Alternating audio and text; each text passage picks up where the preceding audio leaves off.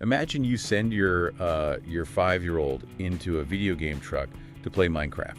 Yeah, pretty standard birthday party stuff. Exactly. But then you find out they spent the last hour watching the screen literally right next to them display hyper-realistic, unskippable torture sequences. I hope you're not a skier! Oh man, that is definitely not what you signed up for. No, not at all. We're unpacking a really fascinating piece by Gamer vs. Gamer, and they lay out 5 major reasons how Grand Theft Auto 6, which is explicitly designed for adults, is slipping past parents. Okay, let's unpack this. Let's look at the gameplay first. The article talks about active versus passive cruelty, which covers reason 1. Yeah, because kids see violence in movies, sure, but playing GTA is fundamentally different. Exactly.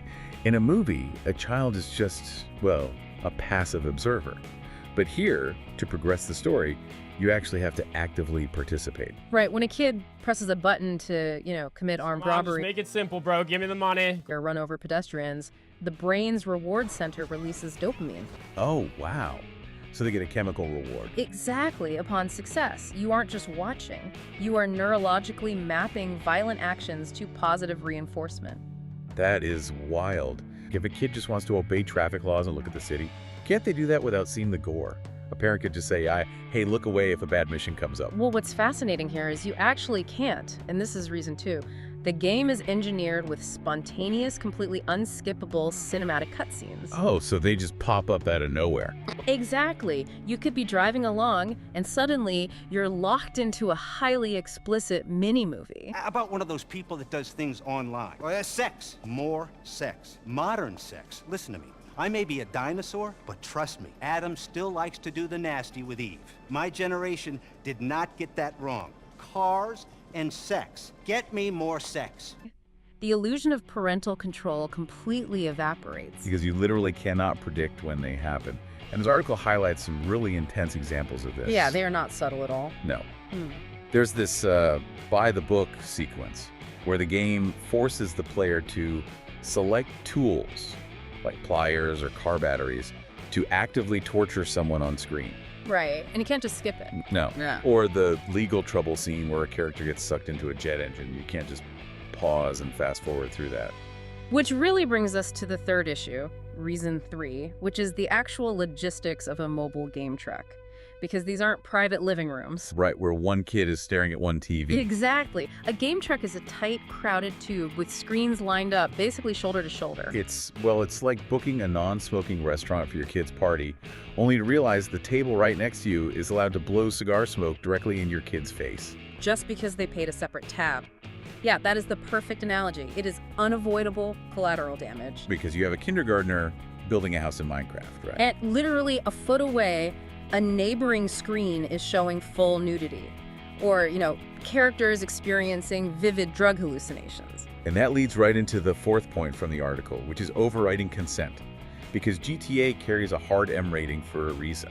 Right. The mature 17+ rating isn't just a subjective gray area. No, it explicitly warns against intense violence and drug use. If one parent decides to let their teenager play it at home, okay. That's their call. But on a truck, you are completely bypassing the parental consent of the other 10 to 15 kids at that party. Yeah, you're making that choice for everyone. So the obvious question is, if the rating is that explicit, why do operators even stock these games for children's parties? Yeah, if the environment is that cramped, it doesn't make any sense. Here's where it gets really interesting. This covers reason 5. Gamer vs. Gamer calls this the industry's dirty secret. And it all boils down to profit, doesn't it? It always does. Operators are terrified that if they say no to a parent requesting GTA, they'll just lose the booking fee entirely. But if we connect this to the bigger picture, caving to that one parent is a massive risk. I mean, these entertainment-only operators are essentially running a digital daycare. That's a really good way to put it. And the moment those other parents find out their young kids were subjected to, say, simulated drug use, the liability is staggering. Oh, absolutely. The permanent reputational damage to that business would be huge. So what does this mean for you, the listener? Well, before you book one of these trucks, you really have to be proactive. Right. You need to ask the operator point blank, do you allow 17+ games? And ask who actually controls the game selection on the day of the party. Yes, and find out if their staff are actively monitoring every single screen. Because if they aren't, they are prioritizing a quick payout over the psychological safety of the kids in their care. Exactly. And here's a final thought for you to mull over. We spend so much time worrying about what our kids are doing on their own devices. We really do. But as digital experiences become increasingly hyper-realistic and shared in these tight physical spaces, are we completely ignoring the secondhand digital trauma they might be soaking up from the screen right next to them?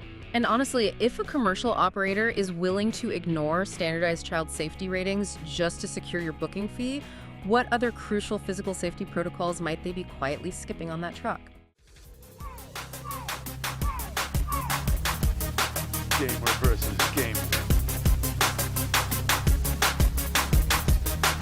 Gamer versus gamer. Gamer versus gamer.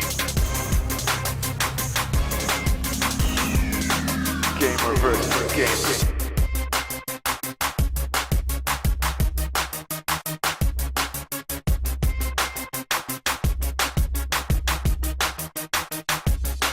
Happy birthday.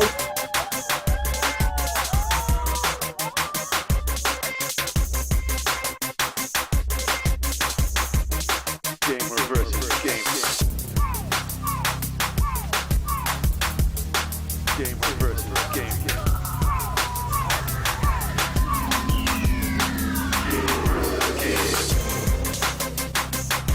Gamer versus gamer.